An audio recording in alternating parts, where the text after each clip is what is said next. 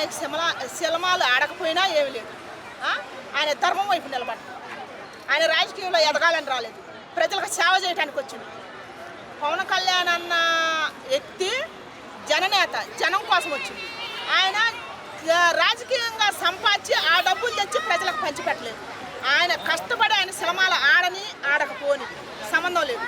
ఆయన ఆ కష్టపడ్డ డబ్బులు తీసుకొచ్చి ప్రజలకు పంచిపెట్టి రైతులకి, నష్టపోయిన రైతులకు దానం చేసిండు. ఎలుగులు లేని వాళ్ళ జీవితాలలో ఎలుగులు నింపిండు. రహదారులు లేని ఊళ్ళకి రహదారులు లేపించిండు. కనీసం కాళ్ళకు చెప్పులు లేని గిరిజనులకు కాళ్ళ చెప్పులు పంపించిండు. చలికి దుప్పట్లు పంపించిండు. మరి నాయకుడికి ఉండాల్సిన లక్షణాలు ఉన్నాయి కదా. మరి ఇంతమంది నాయకులు వచ్చారు, ఎవరన్నా ఇవన్నీ చేశారు. కొంతమంది కొన్ని చేశారు. ఒక్కొక్క నాయకుడికి ఒక్కొక్క అద్భుతమైన ఆలోచనలు వస్తాయి. మరి ఈ నాయకుడికి వచ్చింది కదా, అందుకని ఈయన ఏరబోగ వసంతరాయలుగా పుట్టిండు అని నేను అప్పుడే చెప్పిన.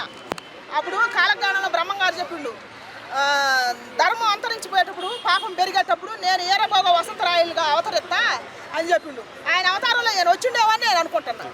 అంతే, కుల రాజకీయాలు చేయొద్దు, కులాలలో చిచ్చు పెట్టొద్దు.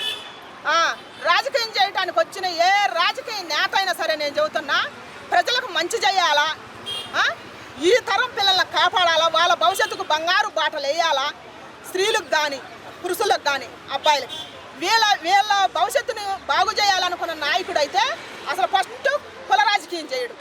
ప్రజానాయకుడైతే ప్రజల కోసమే ఆలోచిస్తాడు, వాళ్ళకి సేవ చేస్తాడు. ఈ గుణాలన్నీ కలిపి ఉంది మన పవన్ అన్న ఒక్కడికే. అందుకని ఏమవుతుండో నెక్స్ట్ సీఎం అయ్యేదేనే నిలబెట్టుకుంటూ ఎందుకు చేయట్లేదండి.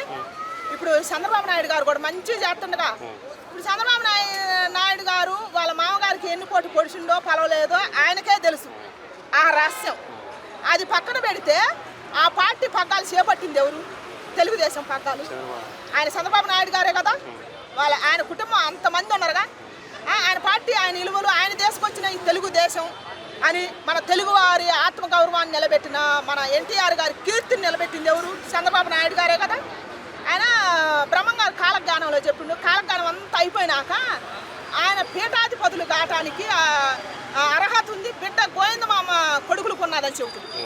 బిడ్డకి ఆయన నిజంగా ఆయన నోటితో ఆ కాలజ్ఞానంలో ఏమని చెప్పిండో నిజంగా నిజ జీవితంలో ఆయన జీవితంలో కానీ ఆయన బిడ్డకే చెందింది అది అర్హత. ఆయన తీసుకొచ్చిన ఆశయాలు ఆయన బిడ్డ, ఆయన అల్లుడు తీసుకొచ్చింది. ఇప్పుడు చంద్రబాబు నాయుడు గారు కుటుంబం చూపించి కుటుంబ పరిపాలన చూపిస్తారు అవతల ఏపీలో.